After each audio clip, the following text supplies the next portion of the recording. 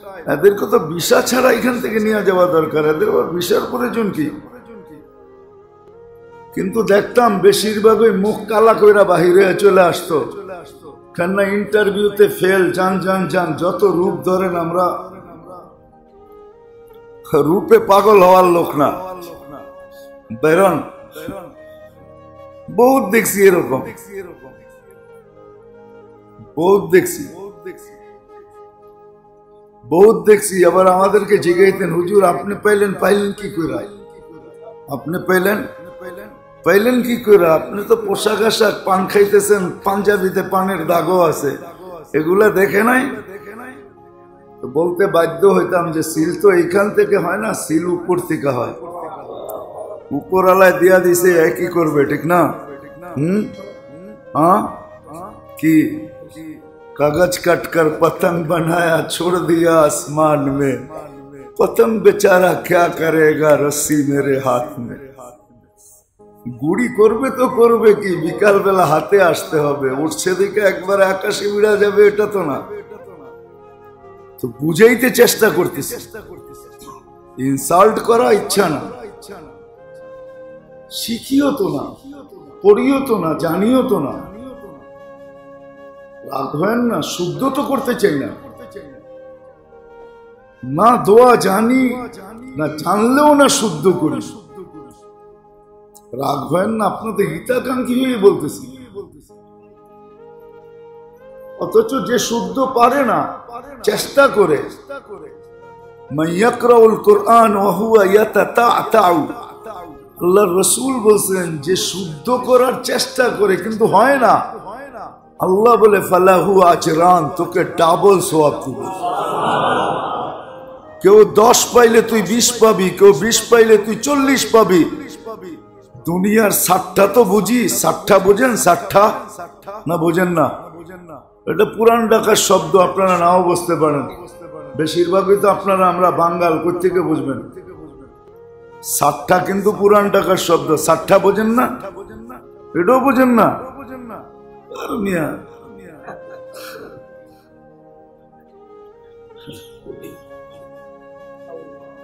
এটা লটারি, জুয়ার মতো, এক ধরলে 100 লাগে, এরকমই ডাবল দিবি আল্লাহ, তারপরও শিখতে চায় না।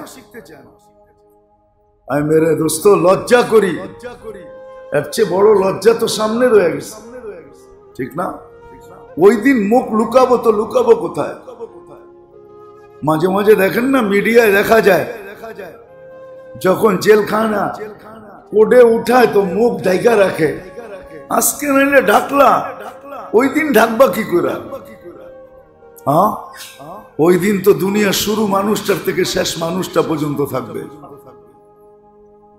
ওই দিন তো সুপার লাউড স্পিকারে ঘোষণা হবে, শাকিয়া ফুলান ইবনে ফুলান, অমুকের বেটা অমুক নাকাম, ফালা ইয়াসআদ বাদাহা আবাদা, আর কোনদিন সফল হবে না।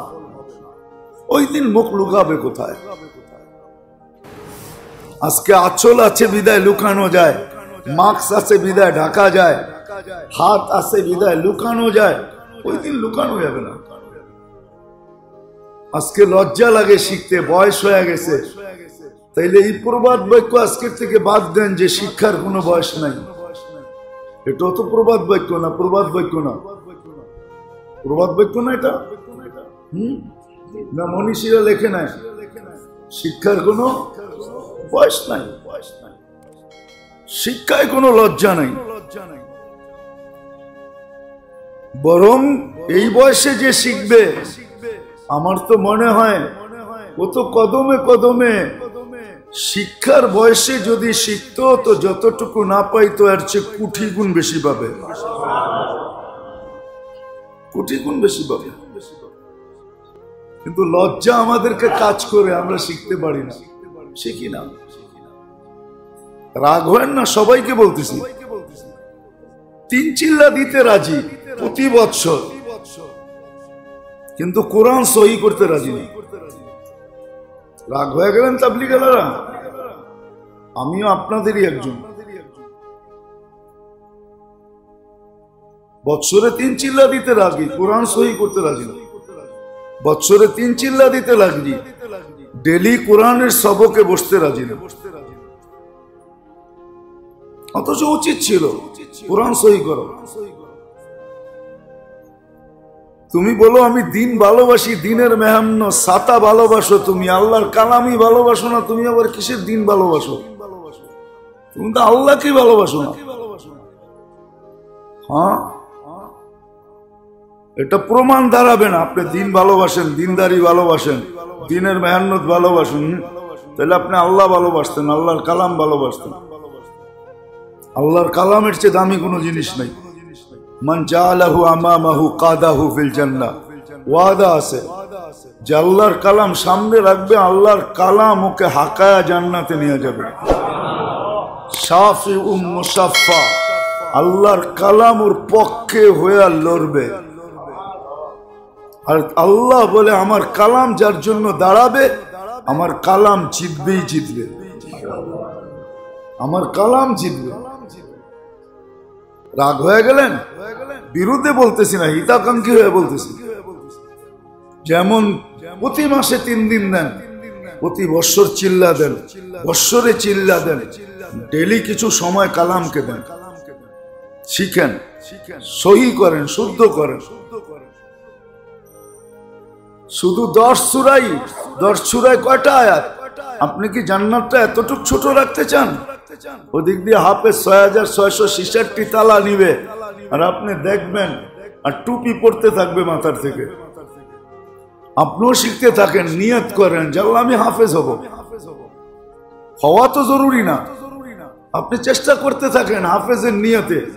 কিয়ামতের দিন আপনিও হাফেজ হয়ে উঠবেন। এই সিস্টেম রাখছে এই উম্মতের জন্য। আপনি নিয়ত করে চেষ্টা করেন, ডেলি চেষ্টা করেন, এক আয়াত এক শব্দ মুখস্থ করেন, এই নিয়তে হাফেজ হইতে চাই। করতে করতে মরা যান, হাফেজ না হইতে পারলো হাফেজ হয়ে উঠাবে আল্লাহ, হাফেজ বানায় উঠাবে।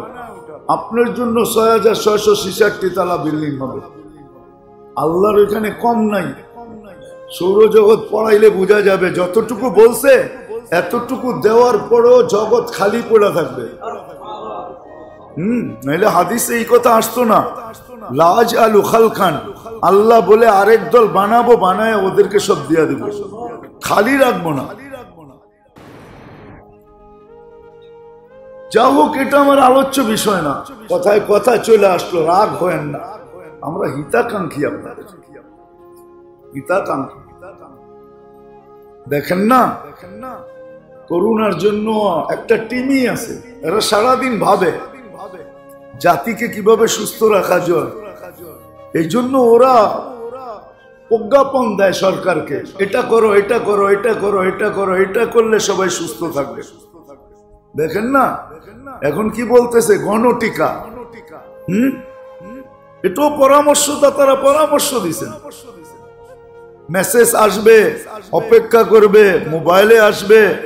অনেকে মেসেজ পড়তেই পারে না, অনেকে মেসেজ বোঝেই না, আসছে মেসেজ দেখেই নাই, 10 দিন পার হয়ে গেছে, ঠিক না?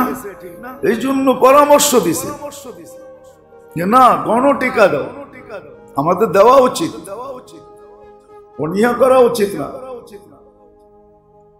অনীহা করা উচিত না, দেওয়া উচিত। কেননা সামনে অনেক কাজে এটার কাজে লাগবে। কি বলেন?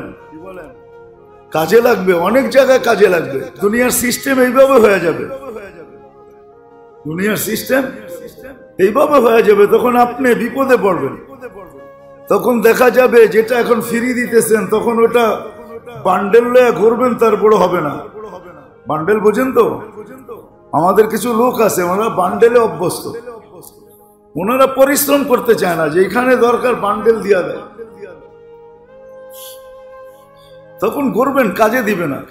এই জন্য দেওয়া উচিত। এখন সরকার সুযোগ দিতেছে গণটিকার, এই সুযোগে সবাই দিয়া নেওয়া উচিত।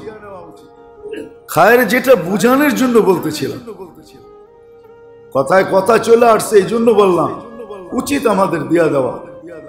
না, সামনে যে দুনিয়ার সিস্টেমটা এরকমই হবে, আপনি সিস্টেমের বাহিরে যেতে পারবেন না। এই জন্য সিস্টেমের ভিতরে থাকার জন্য সহজে দিয়া দেওয়া উচিত। এখন সহজে পাওয়া যায়, মনে হয় শনিবার থেকে শুরু হবে। হ্যাঁ, গণটিকা দিয়া দেওয়া উচিত, গণ ভ্যাকসিন।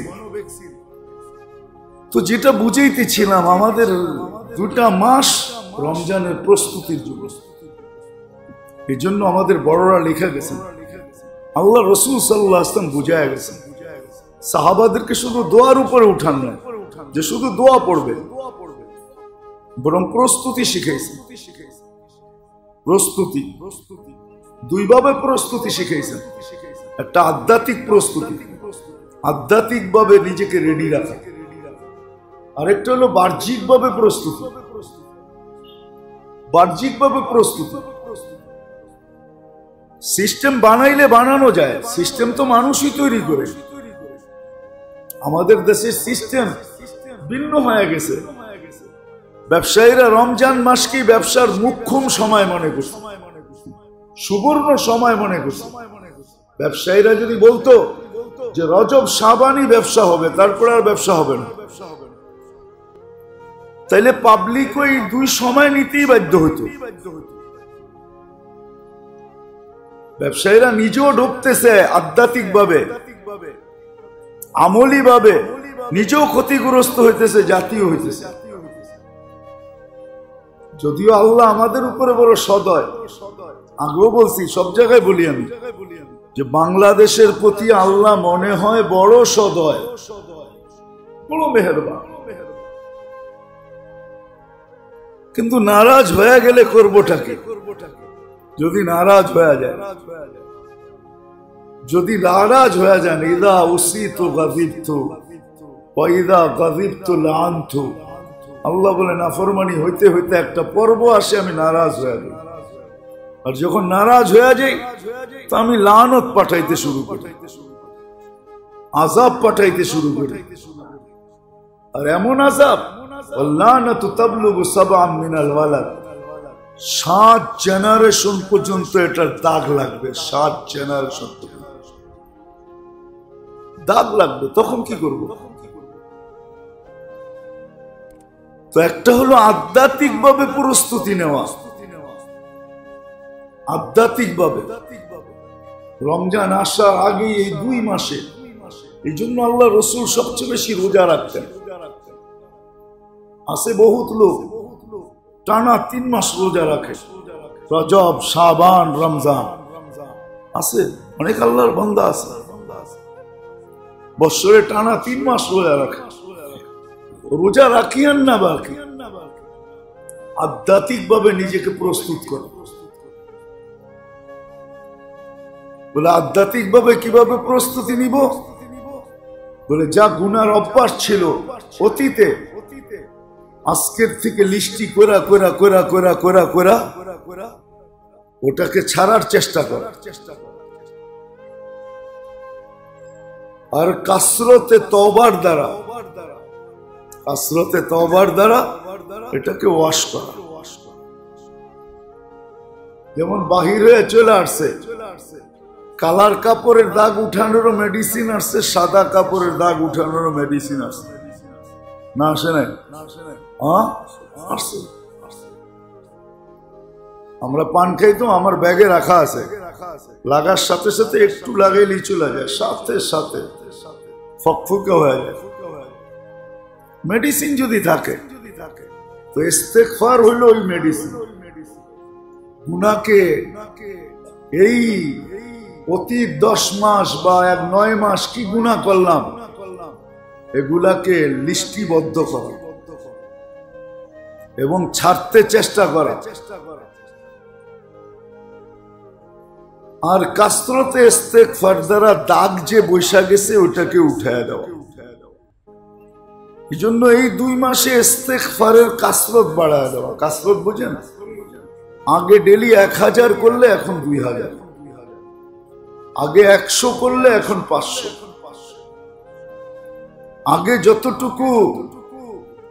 আগে যতটুকু খেয়াল করে ইস্তেগফার করতাম না, তওবা করতাম না, মাপ চাইতাম না, এখন বেশি ধ্যান খেয়ালের সাথে মাপ চাওয়া,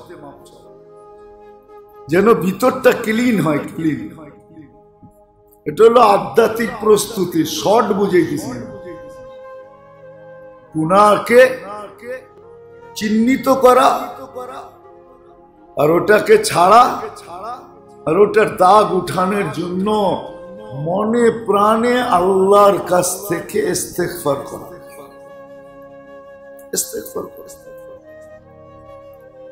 যেন রমজানের চাঁদ উঠার সাথে সাথে ওই হাদিস আমার জন্য সত্যায়িত হয় যেটা হাদিসে আছে। কেননা চাঁদ উঠার সাথে সাথে ওই হাদিস সত্যায়িত হবে অনেকের জন্য। আর সমাধান ইলা রমাদান কাফারা, রমজান থেকে রমজান 1 বছর একটা মাপ, ওটা আমার জন্য সত্যায়িত হয়। চাঁদ দেখতে দেরি, আমার জন্য সত্যায়িত হইতে দেরি না হয়, পিছনের গুনাহ মাফ হয়ে যাবে। বরং এতটুক প্রস্তুতি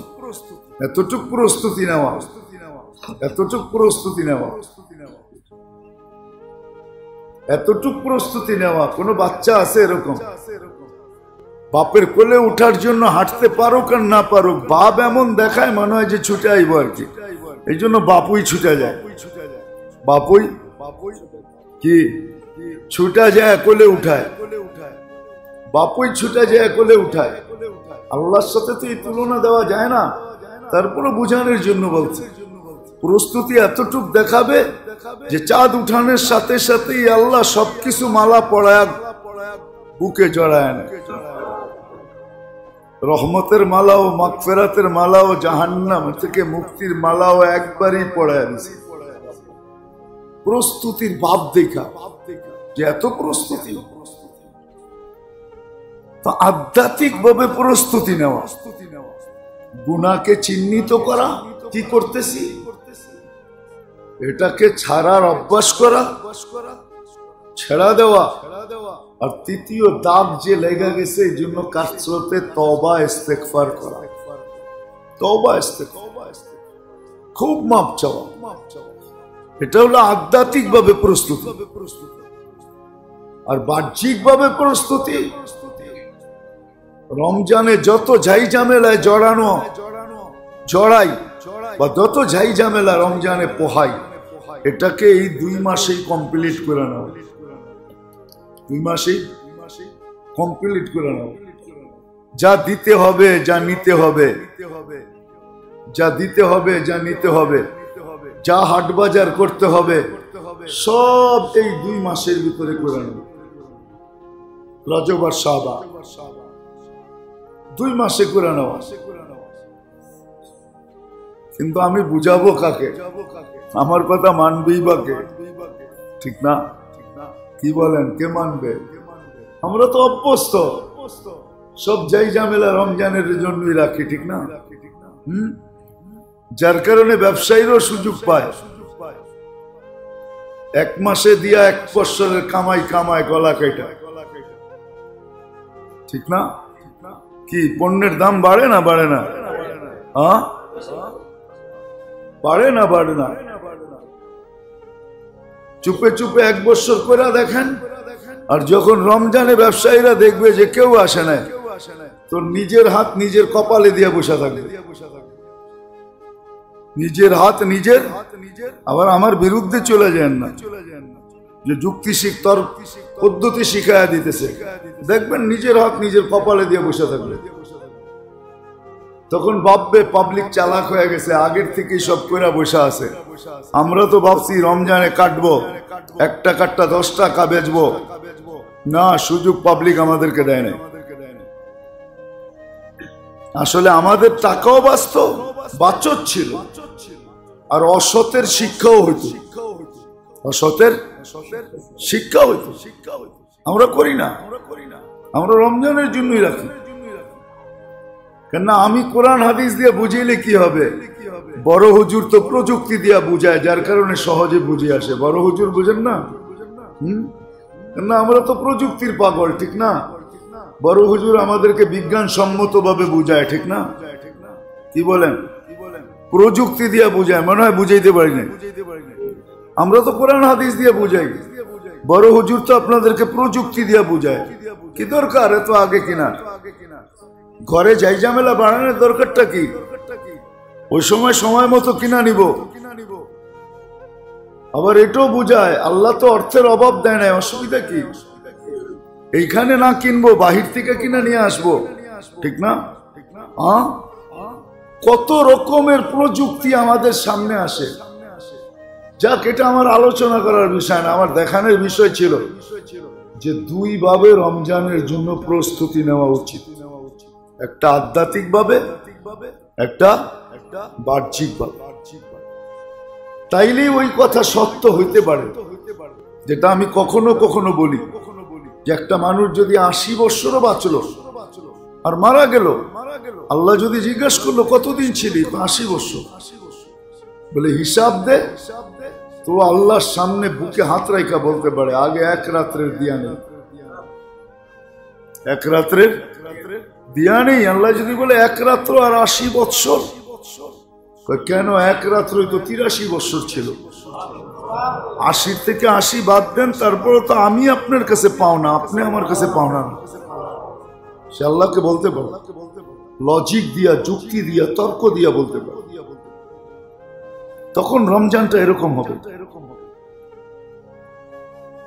এজন্য রজব শাবান শুধু দোয়া পড়ার জন্য দেন না, প্রস্তুতির জন্য দিয়েছে।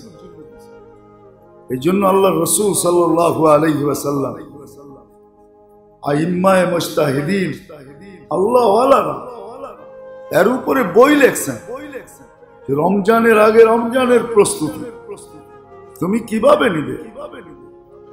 এটি আমার শুরু ছিল, আমাদের একটা মুহূর্ত আরেকটা মুহূর্তের প্রস্তুতির জন্য।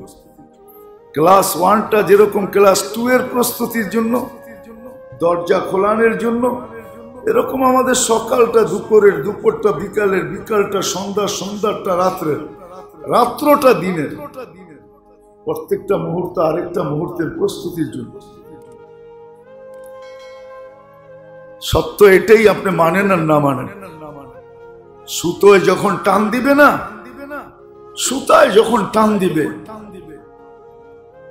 এটা দেখা হবে না কোথায় দাঁড়ানো, কোথায় বসা, কোথায় শোয়া, কোন অবস্থায় আছে, কি অবস্থায় আছে, এটা দেখা হবে না।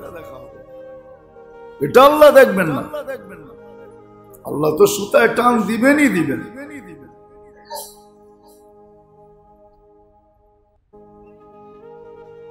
টান দিবেনই দিবেন। এই জন্য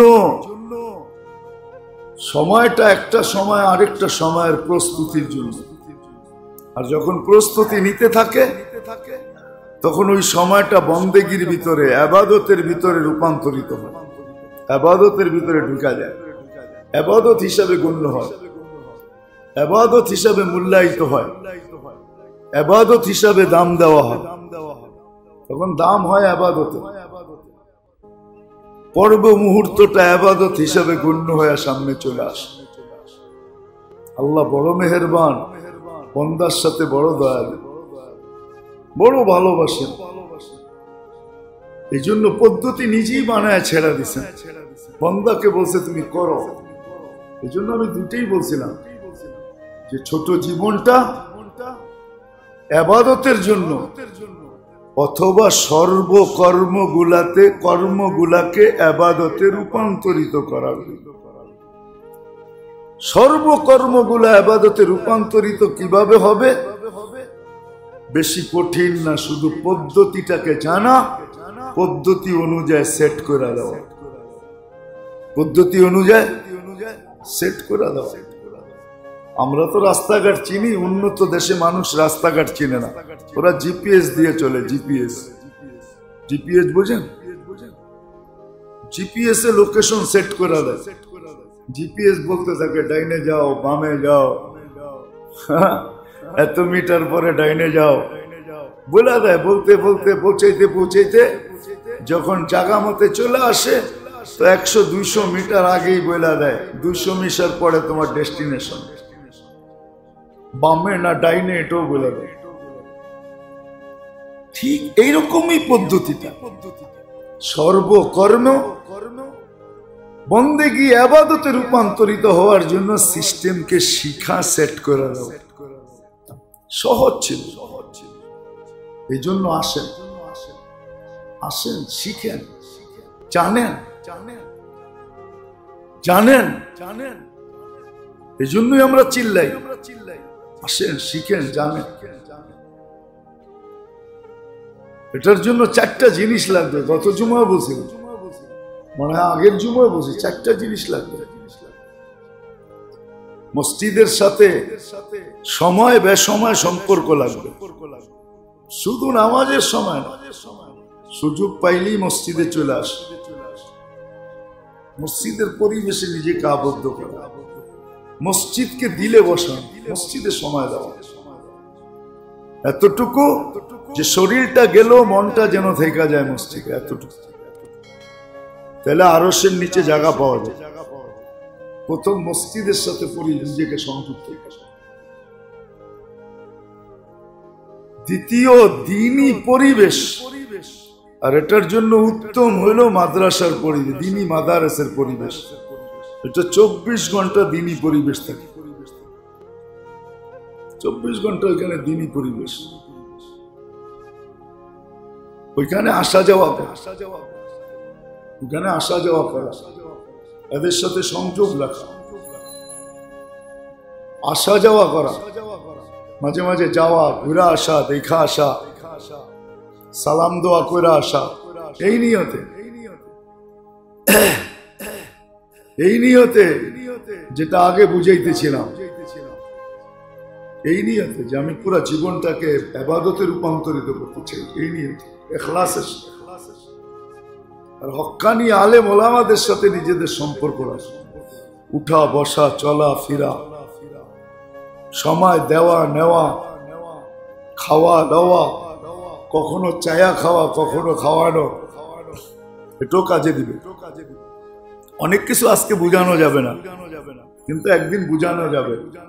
বুঝানো যাবে না, বুঝবে মানুষ, ওই দিন বুঝা যাবে, ওই দিন আর বুঝাইতে হবে না। প্রেমের বই পড়া কেউ প্রেম করে নেয় আজ পর্যন্ত? আছে নাকি কোন ইউনিভার্সিটি যেখানে প্রেম শিখানো হয় বা ডিগ্রি দেওয়া হয়? এই জন্য প্রবাদ বাক্য আসছে, মোহাব্বত শিখা দেতি হ্যায় আদাবে মোহাব্বত। প্রেমে শিখায় কোন কোনায় দাঁড়াইতে হবে, কখন দাঁড়াইতে হবে, ঠিক না? মনে হয় বোঝেন নাই, বিয়ে শাদী করেন নাই, কোথেকে বুঝবেন? কোন রাস্তার কোনায় কখন দাঁড়াইতে হবে এটা সময় বুঝিয়ে দেয়। ছাদে কখন উঠতে হবে, রাস্তার কোনায় কখন দাঁড়াইতে হবে, কি বলেন? এটি শিখায় না? শিখায় না? শিখায় দেয়। এই জন্য সময় শিখায় দেয় সবকিছু। তৃতীয় হলো হক্কানি আলেম ওলামাদের সাথে সম্পর্ক রাখা, উঠা বসা, চলা ফিরা, ভালোবাসা, খাওয়া খাওয়ানো। মাঝে মাঝে বলেন পুরা না খান, 2-1 লোকমা আমাদের মুখে দিয়ে দিন, খাওয়ায় দাও, কাজে দিবে একদিন। আর চতুর্থ হলো হক্কানি আল্লাহ ওয়ালাদের সাথে ওনাদের লিস্টির ভিতরে নিজের নামটাকে সংযুক্ত করা। আজকে কিছু লোকের বাজার চলে, হ্যাঁ এরকম বাজার চেঞ্জ হইতে থাকে, বাজার কিন্তু চেঞ্জ হয়, আইটেম চেঞ্জ হয় না, ডিজাইন চেঞ্জ হয় না, বাজারও চেঞ্জ হয়, হবে চেঞ্জ। আজকে হয়তো কিছু লোকের বাজার যাদের সাথে সম্পর্ক করার জন্য আমরা রাত দিন ঘুরতে থাকি। গত জুমার কথা বলতেছি, গত জুমার কথা। গত জুমাও কিন্তু আমি জুমা পড়ে এয়ারপোর্টে ছিলাম, আমার সিলেটে প্রোগ্রাম ছিল। আজকেও যাবো আমি আরেকদিকে, এয়ারপোর্ট যাব। তো ভিতরে ঢুকছি, কিছু লোক ঢুকছে ইয়ং বয়স, তারাও ইয়ং, নাম বলবো না, কিন্তু ভাবে বুঝছি ওনারাই হবে। তাই এক ছেলে এসে পায়ে ধরতেছে, বড় ভাই একটা সেলফি তুলতে দেন। তুমি এত লালাই তো একটা সেলফি তোলার জন্য? ও এটা দিয়ে তো কাজে হবে, ঠিক না? ফেসবুকে যাবে আমি বড় ভাইয়ের সাথে সেলফি তুলছি, আমার বড় ভাইয়ের লোকে কত ঘনিষ্ঠতা, ঠিক না? বাজার একদিন হবে। আল্লাহ ওয়ালাদের লিস্টিতে নাম থাকলে ওই দিন জিজ্ঞাসা করা হবে আল্লাহ ওয়ালার সাথে সেলফি আছে কিনা। ওই দিন সেলফি শো করা যাবে, ওই দিন ওই সেলফি চলবে। আজকে এক সেলফি চলে, ওই দিন আরেক সেলফি চলবে। আজকে একভাবে চালানো যায়, ওই দিন আরেকভাবে চালানো যাবে। এই জন্য আল্লাহ ওয়ালাদের সাথে নিজের সম্পর্ক। খায়ের যেটা বুঝাইতেছিলাম, প্রত্যেকে কই বাহির হয়ে চলে গেলাম। রজব শাবান আমাদেরকে রমজানের প্রস্তুতির জন্য দেওয়া হয়েছে। এই জন্য আধ্যাত্মিক ভাবেও প্রস্তুতি নেই, বাহ্যিক ভাবে। রমজানে যেন আমাকে কোথাও না যেতে হবে। হাট বাজার যা করণীয় আছে, এখনো সময় আছে, 1 মাস হাতে আছে, করে ফেলেন না। কাকে কি দিবেন, নিজের জন্য কি করবেন? হ্যাঁ, যদি এটা বলেন যে চাঁদ রাতে মার্কেটে ঘুরার মজাই ভিন্ন, কি বলেন? ওই দিন ঘুরার মজা ভিন্ন না, তাহলে আপনি মজা নিতে পারেন, আজকে কেউ বাধা দিবে না। কিন্তু একদিন পস্তাবেন, ওই দিনও কেউ ফিরা তাকাবে না। আজকে যেমন কেউ বাধা দিবে না, কোনো বাধা নেই, আপনি চাঁদ রাতের মজা নিতে পারেন। শেষ 10 দিনের মার্কেটিং এর মজাই ভিন্ন। মা বোনরাও বলে, আমরাও বলি, আপনি নিতে পারেন, কেউ বাধা দিবে না। কিন্তু একটা দিন আসবে, ওই দিন কেউ ফিরা তাকাবে না। ওই দিনও কেউ আপনার দিকে তাকাবে না, আমার দিকে তাকাবে না, কেউ তাকাবে না। এগুলাই আমার আপনার বিরুদ্ধে দাঁড়াবে। আল্লাহ রমজানের শেষ দিন প্রত্যেকটা উম্মতে মুহাম্মদের সামনে আনবে, বলবে 10 দিন তোকে আমি নাজাত দেওয়ার জন্য ডাকছি, 10 দিন ডাকছি, বল কোন দুনিয়ার সরকার আছে 10 দিন ডাকবে মাফ করার জন্য। 10 দিন ডাকছি তোকে নাজাত দেওয়ার জন্য। টানা 10টা দিন নাজাতের ছিল, টানা 10টা দিন মাগফিরাতের ছিল, টানা 10টা দিন রহমতের ছিল। এই জন্যই আল্লাহ রসুলকে পাঠাইছেন যে আমাদের জীবনের মুহূর্তগুলা যেন কাজে লাগে, কাজে লাগা যায়। যেই কাজে লাগার দ্বারা আল্লাহর মতো সত্তার কাছে আমি গ্রহণযোগ্যতা পাবো, যেটাকে বলা হয় আল্লাহর কাছে আমি প্রিয় পাত্র হব। তখন আমার প্রত্যেকটা কর্ম আল্লাহর কাছে গ্রহণযোগ্যতা পাবে, আল্লাহর কাছে প্রিয় হবে। যেমন নবীদের প্রত্যেকটা জিনিস আল্লাহর কাছে প্রিয়। এই জন্য মুহাম্মদুর রাসূলুল্লাহ সাল্লাল্লাহু আলাইহি ওয়াসাল্লামের প্রত্যেকটা জিনিসকে হাদিস বলা হয়েছে। প্রত্যেকটা জিনিস হাদিস, প্রত্যেকটা জিনিসকে সুন্নত বলা হয়েছে। প্রত্যেকটা জিনিসের উপরে আল্লাহর পক্ষ থেকে বিনিময়ের ছাপ লাগানো আছে, টিকেট লাগানো আছে, সিল লাগানো আছে, প্রত্যেকটার উপরে সিল মারা আছে। নবীর মতো হাসলেও সওয়াব পাবে। আল্লাহ রসুল কিরকম হাসছে শিখা ওরকম হাসা হাসা, এমনকি ইশারাটা পর্যন্ত দেখাইছে। আল্লাহ রসুল 1 আঙ্গুলে ইশারা নিষেধ করছেন, 1 আঙ্গুলে ইশারা করা নিষেধ, সুন্নত না, সুন্নতের খেলাফ। এটাও শিখাইছেন, ইদা আশারা আশারা বিয়াদি, পুরা হাত দিয়ে ইশারা করতেন, পুরা হাত দিয়ে, 1 আঙ্গুল দিয়ে। এটাও হাদিস, এটাও আল্লাহর কাছে মাহবুব। কেমন মাহবুব আল্লাহ নিজেই বলে দিয়েছেন, ইন কুনতুম তুহিব্বুনাল্লাহা ফাত্তাবিউনি ইউহিব্বুকুমুল্লাহ। আল্লাহ গ্যারান্টি দিতেছেন আমার বন্ধুর সব আমার কাছে প্রিয়। শুধু ওনারটা প্রিয় না, ওনার মতো যে অঙ্গি ভঙ্গি করবে ও প্রিয়। গ্যারান্টি দিয়েছেন, ওনার মতো যে করবে সেও আমার কাছে প্রিয়। আল্লাহ নিজেরটা আগে বলতেছেন, নিজেরটা আগে বলতেছেন, নিজেরটা আগে বলতেছেন। আমাদের দেশে 2 ধরনের চলই আছে, কখনো ছেলে আলারা প্রস্তাব দেয়, কখনো মেয়ে আলারা প্রস্তাব দেয়, ঠিক না? কিন্তু দেখা যায় বেশিরভাগ দেখা যায়, এটারে ঢাকায় ভাষায় কি জানি বলে, জানি না, ভুলে গেছি। মেয়ে আলারাই ঘটক বেশি ধরে, ছেলে আলারা তেমন একটা ঘটক ধরে না। মেয়ে আলারাই ঘটক বেশি ধরে, ঠিক না? না, উল্টা বলতেছি আমি। হ্যাঁ, তো আল্লাহ নিজেরটা আগে বলতেছে, বন্দারটা আগে বলতেছে না। আল্লাহ বলতেছে আমি ভালোবাসবো। এই জন্য যেটা বুঝাইতে চাইতেছিলাম, বলতে চাইতেছিলাম, মেরে দোস্ত, মেরে আজিজো, নিজেকে নিজে আল্লাহর কাছে কবুল করাইতে হবে। ফল ওই সময়ই আসবে যখন আমি আমলে অভ্যস্ত হব, তখন ফল আসবে, নাহলে শুধু শোনার দ্বারা ফল আসবে না। আর অভ্যাস করার জন্য নিয়ত করতে হবে, আল্লাহর কাছে চাইতে হবে, তখন যায় আমার গ্রহণযোগ্যতা আল্লাহর কাছে হবে। তখন দেখা যাবে আমার প্রত্যেকটা জিনিস আল্লাহ ভালোবাসবে। এটাই আল্লাহ এক হাদিসে বুঝাইছেন, এক হাদিস দ্বারা বুঝাইছেন, একটা পর্ব আসবে, আমি তোমার হাত হয়ে যাব, তুমি ধরবে, আমি তোমার চোখ হয়ে যাব, তুমি দেখবে, আমি তোমার জবান হয়ে যাব, তুমি বলবে, আমি তোমার পাও হয়ে যাব, তুমি চলবে, আমি তোমার দিল ও দিমাগ হয়ে যাবে, যেটা দিয়ে তুমি ভাববে না। কোনোটা আমার ইচ্ছার বিরুদ্ধে যাবে, আমার ইচ্ছার বিরুদ্ধে কোনোটা যাবে না। আবার কোনোটা তোমার ইচ্ছা, এটা আমি কোনোদিনও উপেক্ষা করব না। এটাও হাদিসে আছে, ইন্না লিল্লাহি ইবাদ লাউ আকসামা লা আবাররাহুল্লাহ।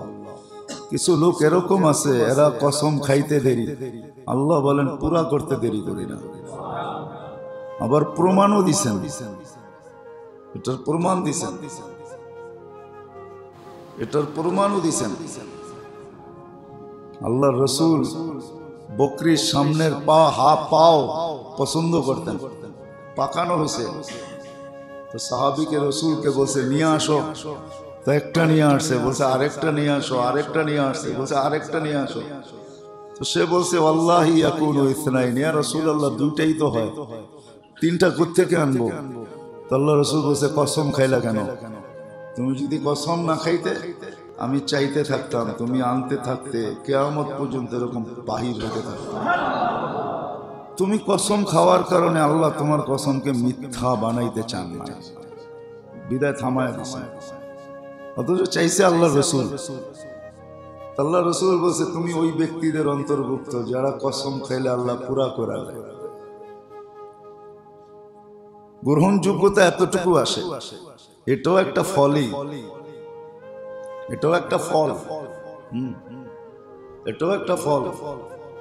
বুখারীতে আছে কোন পর্বে আল্লাহ রসুলকে কাফেররা বহুত কষ্ট দিয়েছেন একদিন, তো মনটা ভেঙে গেছে, আল্লাহ জিবরিল আলাইহিস সালামকে পাঠাইছেন। তো বলে আপনার মনে সান্ত্বনা দেওয়ার জন্য আল্লাহ কিছু জিনিস দেখাইতে চান,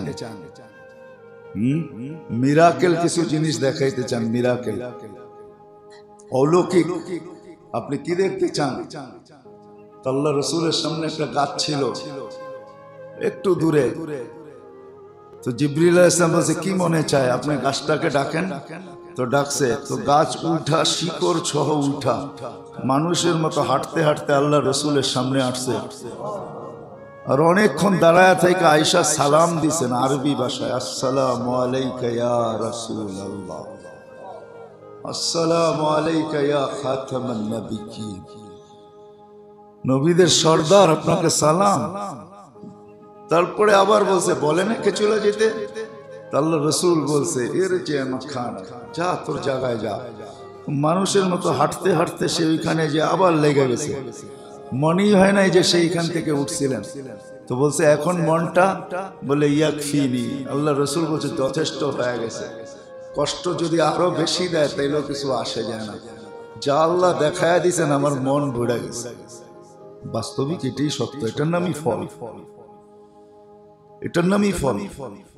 যতক্ষণ পর্যন্ত আমরা আমলে অভ্যস্ত না হব ততক্ষণ তো ফল দেখবো না। ফল শোনার দ্বারা ফল আসে না, অভ্যস্তের দ্বারা ফল আসে।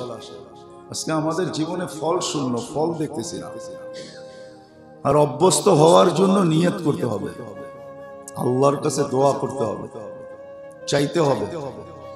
তখন যখন অভ্যাসে রূপান্তরিত হবে, আল্লাহর কাছে যখন গ্রহণযোগ্যতা পাবো, মাহবুব হব, মাহবুব, তখন কিন্তু আপনার আমার প্রত্যেকটা জিনিস আল্লাহর কাছে লোভনীয় হবে, লোভনীয়। আল্লাহ লুইপা নিবে, আল্লাহর কাছে গ্রহণযোগ্য হবে। এই জন্য নিয়ত করা চাই যে আমি আমাকে চেঞ্জ করব, পরিবর্তন করব সর্বলাইনে, পোশাকে, আশাকে, চাল চলন, উঠা বসা, খাওয়া লওয়া, শোয়া বসা, চলা ফিরা, কথাবার্তা, লেনদেন, সব জিনিসের ভিতরে আস্তে আস্তে চেঞ্জ আনতে হবে। চেঞ্জ তখন একটা পর্ব আসবে, আছে দুনিয়াতে কিছু লোক আছে, নাইলে দুনিয়াটা টিকা থাকতো না। এটাই সত্য, দুনিয়াটা টিকা থাকার ছিল না। দুনিয়াটা টিকা আছে, কিছু লোক আসছে বিদায়, দুনিয়াটা টিকা আছে, এখনো চলতেছে। আমরা ভাবতেছি বুঝি আমাদের প্রযুক্তি দিয়ে আমরা চালায় রাখছি, টিকায় রাখছি।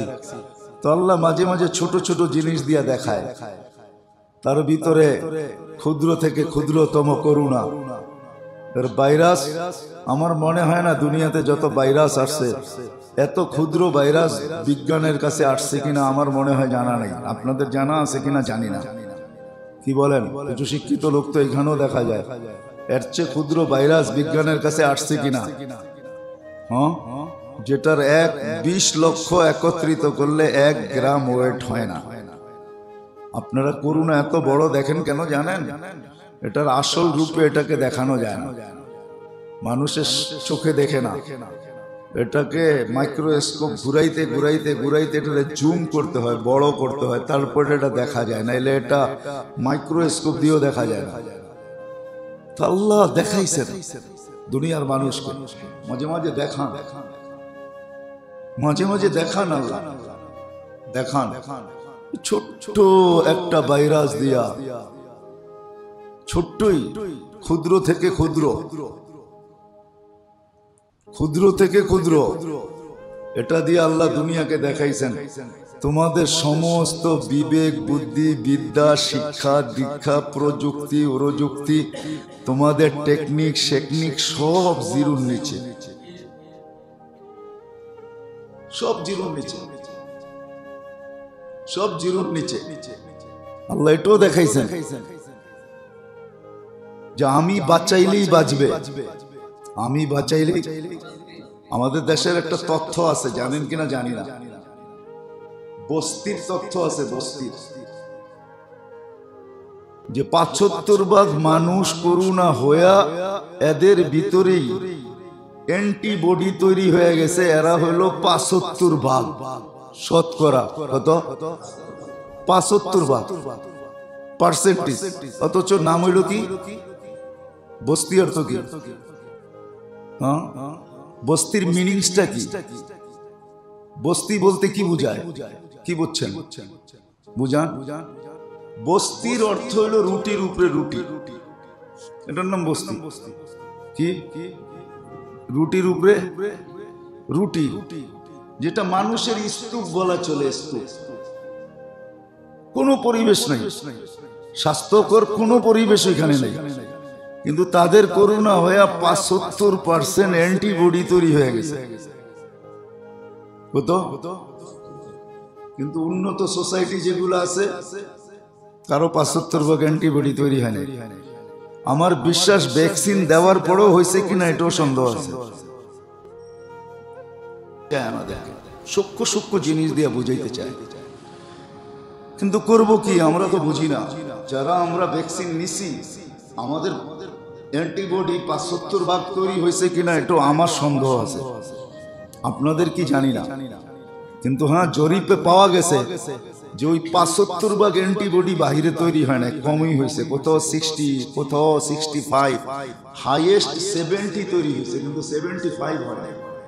75 শুধু বস্তিতেই হয়েছে। তাহলে আল্লাহ কিন্তু এইখানেও বুঝাইছে, আমি যদি চাই তো রুটির উপরে রুটি রাইখো অ্যান্টিবডি তৈরি করতে পারি, আর আমি যদি না চাই, আমা তাশাউনা ইল্লা আইয়াশা আল্লাহ, আমি যদি না চাই, তো তুমি যতই সুরক্ষিত থাকো, আমি চাইলে করোনা তোমার বাড়িতেও পাঠাইতে পারি, পাঠাইতে পারি। কালকেই একজনে বলতেছিল যে আমাদের বাসায় 2 জনে করোনা হয়েছে, সবাই টেস্ট করছি পজিটিভ, কিন্তু এই 2 জনের নেগেটিভ। এখন ওনারা তালাশ করতেছে এটা আসলো কিভাবে, আসলো কিভাবে আমাদের বাড়িতে। এমনকি চাকর বাকরেরও করে দেখছে, সবার নেগেটিভ। কিন্তু এই দুজনের পজিটিভ হইলো কি করে? বাড়ির থেকে বাহিরও যায় নাই, ওই যে বাড়িতে ঢুকছে আর বাহির হয় নাই, তাহলে আসলো কি করে? সলিউশন তো আমার কাছেও নাই যে আমি বলবো যে এই রাস্তা দিয়ে আসছে। তো সলিউশন একটাই আছে যে আল্লাহ চাইছে তো হইছে, আল্লাহ চাইছে তো হইছে, আল্লাহ চাইছে তো হইছে, বাস সলিউশন একটাই। কিন্তু এটা তো সবাই মেনে নিবে না, সবাই প্রযুক্তি দিয়ে দেখবে। আল্লাহ কিন্তু দেখাইছেন যে বড় বড় সুরক্ষিতদের করুণা নেগেটিভ বানায়া পজিটিভ বানায়া আল্লাহ দেখাইছে। আবার করুণা আইসা সিস্টেমই উল্টে দিছে। সারা জীবন শুনলাম পজিটিভ ভালো, নেগেটিভ খারাপ। এখন করুণা আইসা সিস্টেম উল্টে দিয়ে কি বলতেছে? পজিটিভ খারাপ, নেগেটিভ ভালো। অথচ সারা জীবন ডিকশনারিতে ছিল নেগেটিভ খারাপ, পজিটিভ ভালো।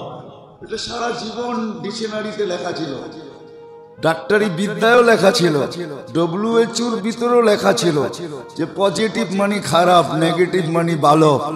কিন্তু করুণা হিসাব পুরা ডিকশনারি ভাষাকেই উল্টে দিছে, না পজিটিভ খারাপ, নেগেটিভ ভালো। যাই হোক, এটা আমার আলোচ্য বিষয় না, আলোচ্য বিষয় তো এটাই। মেরে দোস্ত, আমলি জীবনে ফল আনবে, এছাড়া ফল আসবে না জীবনে।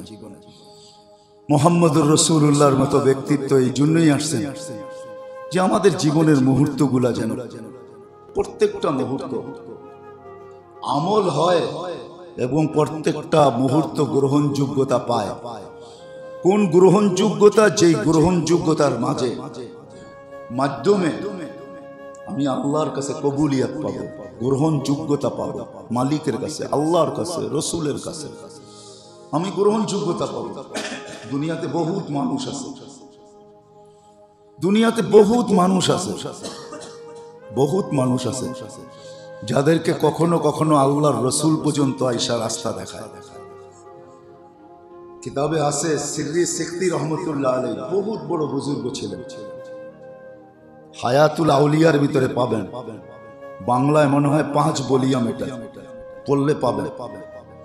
উনি অসুস্থ হয়েছেন, সবাই ভাবছে মারা যাবে। আল্লাহর রাসূল স্বপ্নে এসে বলছে, তুমি এই দোয়া পড়ো না কেন? বলছি, ইয়া রাসূলুল্লাহ, কোন দোয়া পড়বো? বলছে, এই দোয়া পড়ো, আল্লাহুম্মা শফিনি বিশিফাইকা দাওয়িনি বিদাওয়াইকা আফিনি মিন বালাইকা আল্লাহুম্মা শফিনি বিশিফাইকা। আল্লাহ, আপনার আরোগ্যতাই আমার আরোগ্য হবে, আপনি শেফা ছাড়া আমার শেফা হবে না, আপনি চিকিৎসা না করলে আমার রোগ মুক্ত হবে না, আপনি ওষুধ দেন। মানুষের ওষুধ তো ব্যবহার করে দেখলাম, এখন আপনারটা দরকার। কোম্পানির ওষুধ তো ব্যবহার করে দেখলাম, কিছু হলো না, আপনি আমাকে ওষুধ দেন। আফিনি মিন বালাইকা, আমি যে কষ্টের ভিতরে আছি এটা থেকে আপনি আমাকে উত্তোলন করেন, আপনি আমাকে মুক্তি দেন। উনি দেখছেন আমি অল্প কয়েকদিন পড়ার পরে এমন সুস্থ হয়েছি যে আমার রোগ ছিল এটাই আমি জানি না যে আমার রোগ ছিল, এটাও ভুলে গেছে। আবু হুরায়রা রাদিয়াল্লাহু তাআলা আনহু পেটের ব্যথায় ফুটবল হয়ে গেছেন, কাতরাইতে কাতরাইতে। আল্লাহর রাসূল জিজ্ঞাসা করছে, কি হয়েছে? বলছে, পেটে ব্যথা। বলছে, কুম ফাসাল্লি, উঠো নামাজ পড়ো, ফা ইন্না ফিস সালাতি শিফা, নামাজের ভিতরে শেফা আছে।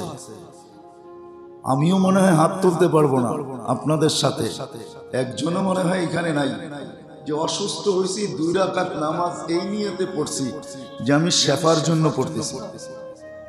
হাজতের জন্য হয়তো পড়তে পারেন, কিন্তু ডাইরেক্ট শেফার নিয়ত করা যে আল্লাহ তোমার রাসূল বলছে নামাজে শেফা আছে, আমি শেফার নিয়তে 2 রাকাত পড়তেছি। কি কেউ হাত উঠাইতে পারবেন? আমিও পারবো না। তো আবু হুরায়রা রাদিয়াল্লাহু তাআলা 2 রাকাত নামাজ পড়ছেন। আল্লাহ রাসূল জিজ্ঞাসা করছে, কি অবস্থা? ব্যথা যে ছিল এটাও ভুলে গেছে। সুস্থ হয়ে গেছে।